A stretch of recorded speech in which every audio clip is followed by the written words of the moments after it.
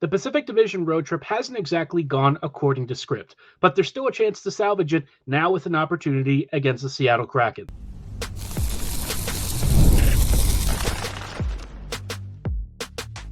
You're Locked On Jets, your daily podcast on the Winnipeg Jets, part of the Locked On Podcast Network, your team every day.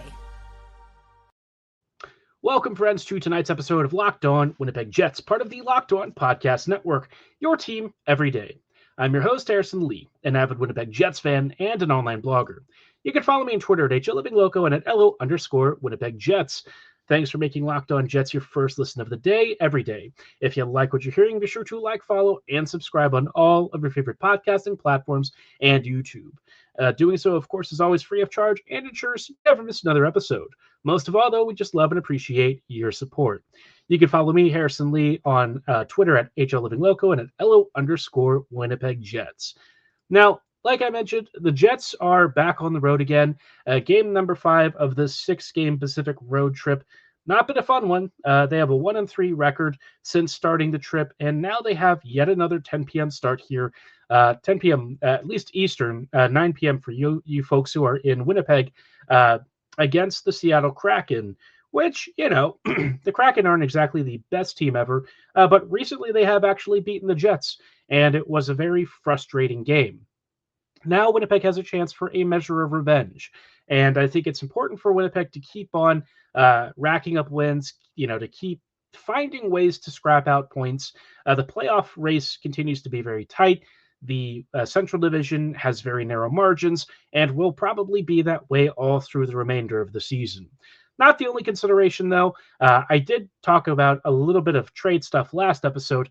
I think it's at least worth taking a look at some very early free agent stuff here, especially because once we hit the new calendar year, there's actually not going to be a lot between when the Jets kind of break for the Olympics and then March for the trade deadline. So stuff might be moving at a much faster rate than we're used to. And for the Jets, they're going to need some upgrades, right? And will it be guys with term? Not really sure yet. I have a feeling the Jets are not going to do a big blockbuster in the usual sense, but they still might have at least a couple of expiring guys that they might be thinking about. We'll chat about that and also talk a little bit about one of our internal guys who I've been really impressed with recently, perhaps a player that might even get some thought to eventually join the Jets here, maybe at the end of the season. I'm very excited about him. Brayden Yager has really risen to the top of our prospect pool, and his early Moose returns are very positive. Of course, though, let's focus on the Seattle Kraken first. Seattle has kind of been a little up and down this year. Like the Jets, they've been dealing with some injuries here and there, and overall, their 5v5 game has kind of been, I don't know, I wouldn't say terrible, but not particularly great. This just feels like a team that is the quintessential average opponent. Now, they have beaten the Jets already, and, obviously that wasn't fantastic. But you look at the roster, right, and it sort of feels like this team is really scraping by, especially offensively. They've only got a couple of players who are in double digits for points, Eberle and Schwartz.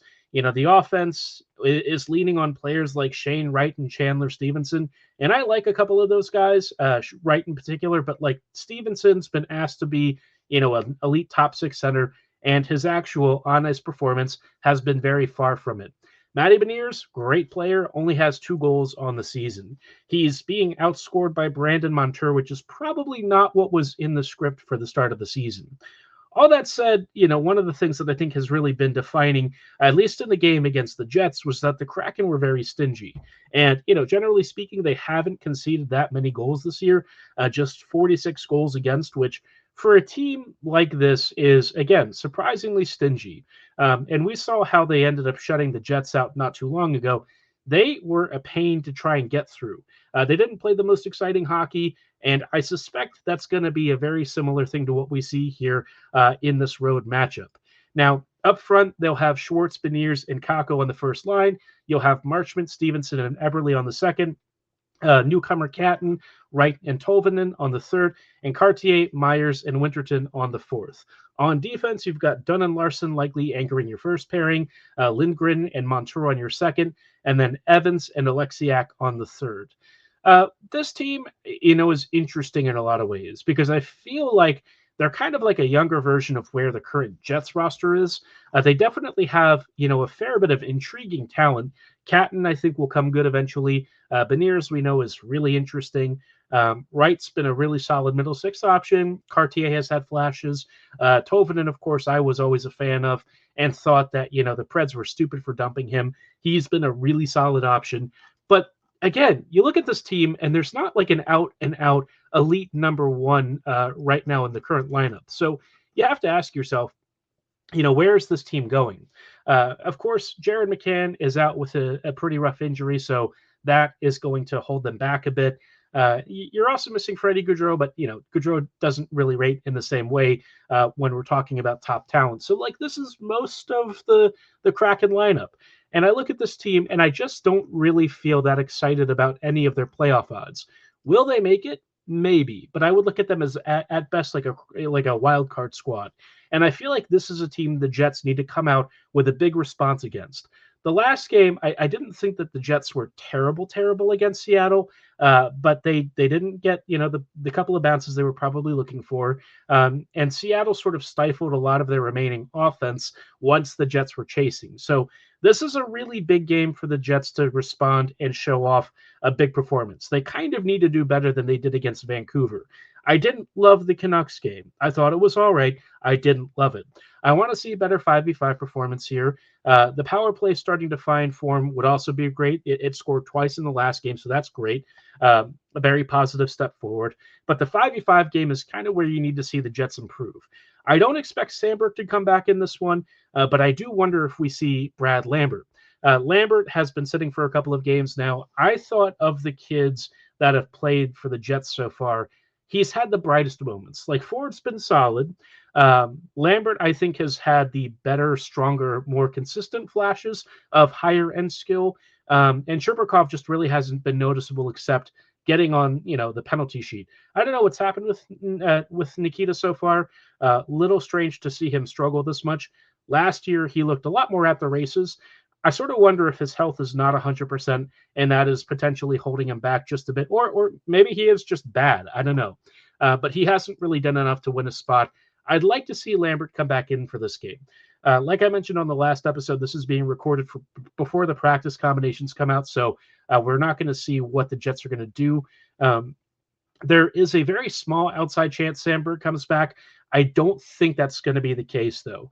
I'm like 99% sure we see him in, the Calgary game at the earliest. But maybe he comes in this game. That would be awesome. I think it would help Winnipeg's 5v5 defensive structure a lot. But again, I'm not going to, expect it. Would think Connor Hellebuck probably gets the nod. Comrie was fine against the Ducks, but like that game was just sort of, not great, right? This game, I think it's going to be a very low scoring affair. If it's high scoring, hopefully it's for the Jets. It'd be nice if Winnipeg can sort of put this team away very quickly and do so early. But given how Seattle played Winnipeg the last time, and this being yet another 10 p.m. late start, I would not anticipate particularly high-flying, high-scoring performances. So if I have to predict anything, 3-1, 3-2 Jets, maybe. I didn't predict the last game, so I'm going to go out on a limb here and do this one. I do feel like the Jets will find a way, but it might be an ugly game. So we'll just have to wait and see, right? But I'm hoping for Winnipeg to show that the Vancouver game is the first step in their rebuild to get back to winning ways. Again, a 10-6 record right now is not bad, but a 10-7 record starts to feel a little less optimistic. So let's get the win, let's get 2 points, and head on to Calgary to try and even this trip out. Now, of course, the Jets also are probably thinking, a little bit further ahead. And, this conversation is very early to be having, but with how the Jets offense has looked, I think it's very clear that Winnipeg needs some offense from external sources. Internally, there's just not a lot of help that's imminent. So I want to take a look at the free agent market, specifically the UFA market, after this coming year, because these guys are going to be the ones that I think teams are shopping ahead of the trade deadline, and see if there might be anyone worth cashing in on. We'll chat about that in just a brief moment. When I'm hydrated, everything just works better. My focus, energy, mood, even my skin. That's why I've been using DripDrop. It's doctor-developed hydration that keeps me running at full power, no matter what my day looks like. DripDrop isn't your average sports drink either. It delivers 3 times the electrolytes and half the sugar of leading brands, using a science-backed formula trusted by medical professionals, athletes, and firefighters. Even 90% of top college teams and pro teams are turning to Drip Drop for their hydration. For someone like me who loves to lift very heavy weights, Drip Drop is great. I'm sweating a lot out there at the gym, and this is a fantastic option for me to get back in the game and feel at my absolute best. Hydration's non-negotiable for me, and Drip Drop helps me feel better, more focused, and ready to go for that next set. And right now, DripDrop is offering podcast listeners 20% off your first order. Go to DripDrop.com and use code LOCKEDONNHL. That's DripDrop.com, promo code LOCKEDONNHL for 20% off your first order. Stock up now before the heat hits hard, and keep your body and mind performing at their best with DripDrop. Hey friends, and welcome back to this episode of Locked On Winnipeg Jets, part of the Locked On Podcast Network, and now the #1 sports podcast network online. Thanks for rejoining us in tonight's episode as we're chatting a little bit about the Jets. Obviously, we just talked about their game later tonight against the Kraken, and Winnipeg probably needs to think a little more urgently about team upgrades. It is early in the season to have this conversation, but looking at this Jets team, looking at the standings and where Winnipeg has been offensively, it's been kind of lean. Winnipeg's scoring has been kind of coming in spurts. We know that it's been very heavily focused on the top line, and the Jets don't really seem keen on spreading the wealth with the current top nine. So the top line hasn't been split that much. We're not really seeing a ton of rearrangement in terms of the highest skilled players. That's not ideal, but at this point, the Jets are going to do what the Jets are going to do.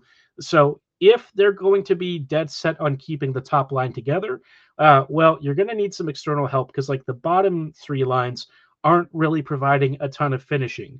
They've chipped in some pivotal goals here and there, so I don't want to sit there and say and pretend like they're not contributing because that's not true. But like they need help. Like they're doing their best to forecheck, to try and create offense, perhaps in the inorganic sense, but they just need help, right? This team is okay, but not great offensively. So the free agent market in terms of UFAs next year is not fantastic, which means the trade deadline could be, a little bit leaner on certain positions. Centers are going to be prime trade targets, I think, at this coming trade deadline. A lot of teams want big centers. Not many are out there, and that could be a problem for a team like Winnipeg that, frankly, does still need a 2C. Now, I think Adam Lowry could do it, but right now they keep asking Taves to do it. And Taves, let's be frank, right? He's not been great. I think he has individual moments and individual plays inside the offensive zone that are very savvy, very wily, very cagey. He has had some really smart shifts. And depending on who you pair with him on the wings, he can be a really effective forechecker. The problem is kind of the defensive work remains an issue. He's still not the fastest skater. And I just think his ability to drive play has kind of moved past him at this point. So in a more bottom 6 role, I think that's where you'd really find some value in his game. I think his brain and hands are still very sharp. It's just the rest of his body that's maybe not allowing him to reach his ultimate potential. And like, again, we're talking about a guy who's been out of the league for a couple of years. This is like his 15th or 16th game back. Not really shocking that he might not be at the races. But the Jets kind of need help more immediately. It just is the situation that it is. And if you're looking at centers, I mentioned Pavel Zacha. He's not quite a free agent, so with him, I wouldn't really look too closely just yet at his situation. But I would say a guy like Charlie Coyle might be a player the Jets target. Coyle, he's big, he's strong, and he's been putting up pretty solid results. I like his game a fair bit. I think he's one of those guys who's going to be more expensive because he's big and has shown pretty demonstrable positive impacts in Columbus. He's a physical player. He's got really good hands. He's hard to knock off the puck. He can play in a couple of different roles. But the thing with him is, he's not the fastest, and he is, he's like almost 35. So Is he going to be the kind of guy that puts you over the top? Probably not. But as a really solid, stabilizing middle six option, I think he could do well. Last year for Colorado, he had like 13 points in 19 games, which is pretty darn impressive. But because of his record on stronger teams, and because the free agent market's going to be pretty narrow for the trade deadline, I'd worry that that's going to make him really expensive. So I'm probably not looking too hard at him. I would wonder maybe about a guy like Venberg, but the Sharks may bring Venberg back as kind of like their, I don't know, maybe like their veteran savvy experienced sort of player. They do need to have somebody who can do this stuff. And I don't think that they're going to be too keen to let him go, just because like he's probably not going to be crazy expensive to re-sign. He brings really solid two-way impacts on the game, and they just seem to like him. So maybe they don't trade him. They've traded a ton of players before. The Sharks have played more competitive hockey this year. Having Venberg behind Celebrini might not be the worst thing for them for the next couple seasons. He's not a long-term option, but we'll have to wait and see how San Jose evaluates his game and really the long-term plan for him. One other guy that I would sort of wonder a little bit about is Jean-Gabriel Pageau. Now, Pageau is a lot of fun if you look at his old highlights. The reason Pageau's been okay, I think as like a third-line scoring center, he could get the job done. Offensively, his game has definitely slowed down quite a bit. He's not putting away the puck, and he doesn't have the kind of speed that he used to as a younger guy. But he's a pretty solid middle six center, right? And he can also do some PK work. So I think given where the Jets are, they can't really afford to be too picky. And Pageau is a player that I've had some admiration for in previous years. And when you look at his performance so far, he's not that far off from maybe 2/3 of a point per game for the Islanders right now. He could be a guy that might not be the worst target, and I don't know that he would be crazy expensive. But again, because the center market's not going to be cheap, that might artificially inflate things. If you're looking for a big spendy one, though, maybe Utah lets Nick Schmaltz go. He could hit $10 million as a free agent, and he's finally figured out he can score goals again. So his contract year is prime for a big extension. And Schmaltz is a guy who I think would absolutely be the sort of player that would help the Jets top six a lot. He can play at center. He can play at wing. He's pretty effective at both.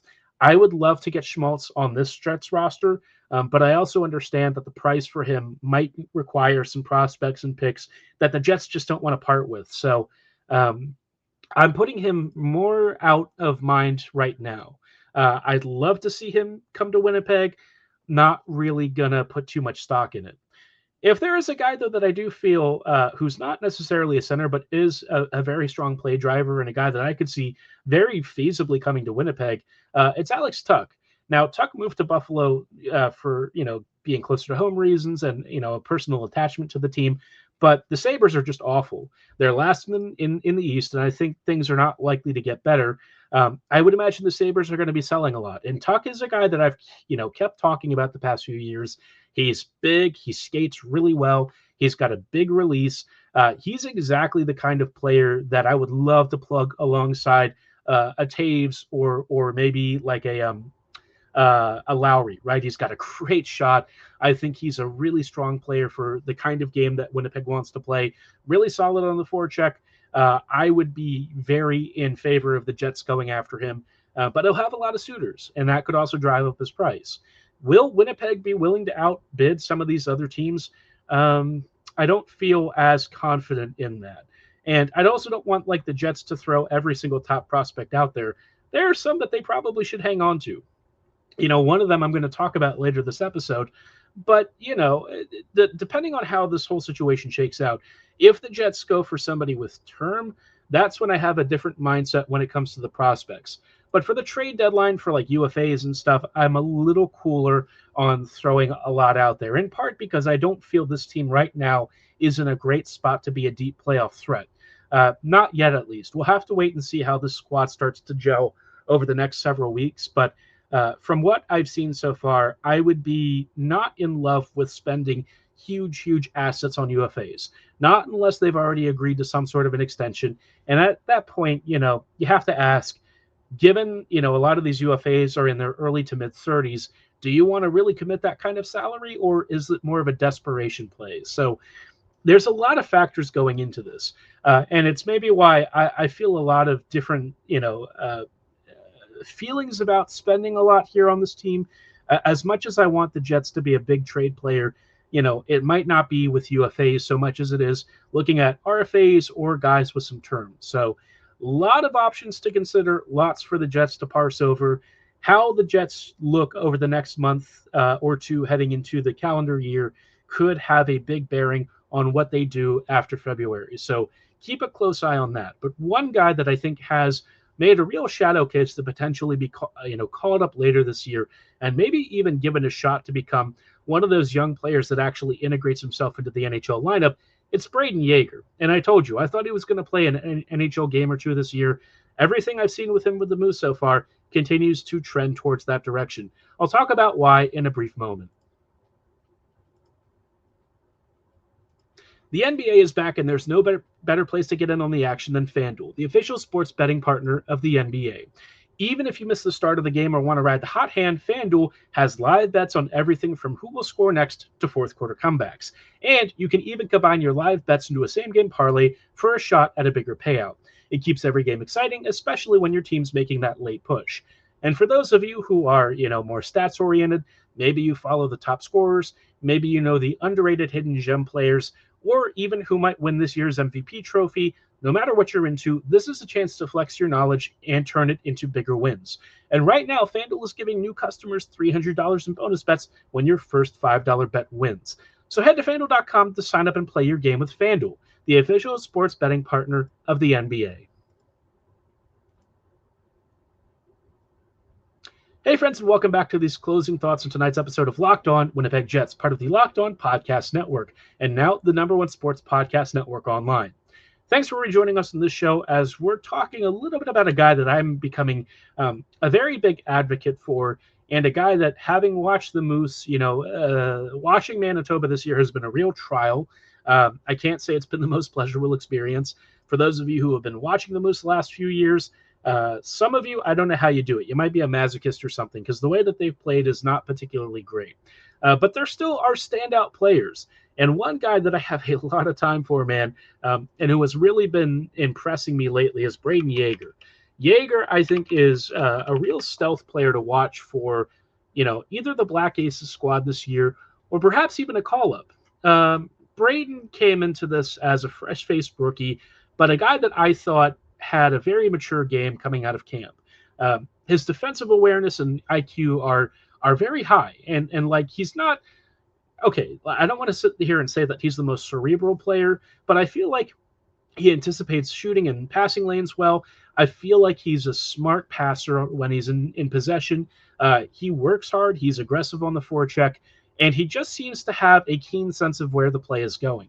And for a Moose squad that has frankly been pretty bad in most of the games that they've played, especially against good opponents, Yager has been a standout. He's third on the team in scoring, 7 points in 13 games. And for a first-year pro rookie at the age of 20, I find that to be really impressive. The Moose are not exactly the best team right now. They're not a very supportive environment. And yet Yager continues to skate well. I think his two-way game is very impressive. He's got some power play finesse and finishing ability, and he's just been really nice to have on a team that, frankly needs to have a star turnout here. And it's why I really feel like when I look at this Jets prospect pool, okay, it's not super high end, and I think that's very obvious. But they have some very solid players who might be real NHLers and role players in the future. And of those guys, Salamonson and Yager have really risen to the top. Yager, I think, has a real chance to be Winnipeg's eventual 2C. I don't know how long it's going to take him, and I don't want to prematurely anoint him this way.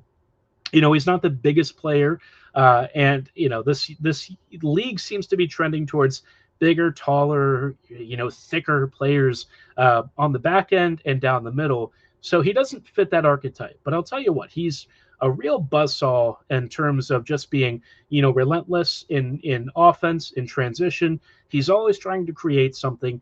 and he marries it with an intelligence and work ethic that I think is really pro translatable. I don't know how it's going to translate at the NHL level, but I think on this Jets team, he has the potential to be really the antidote to one of the organizational problems that has plagued this team for many years. You know, we haven't had somebody down the middle that has replaced Brian Little. And I don't know that Yager is going to be that kind of guy, and maybe that's asking too much of him. But so far, man, you know, everything that we've seen of Brayden's development, his early pro returns, all this stuff just feels like he is priming himself to be a really good Jets player.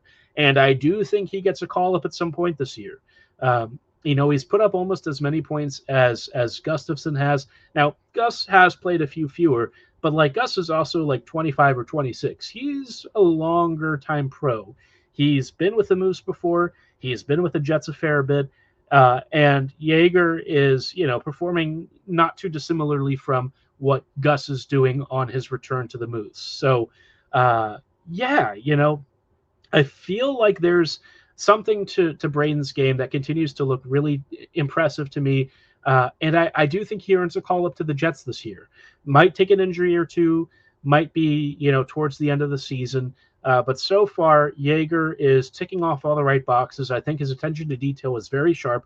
He'll still have rookie moments, and you'll see them with some maybe ill-advised or risky passes near the blue line. But that's part of his development.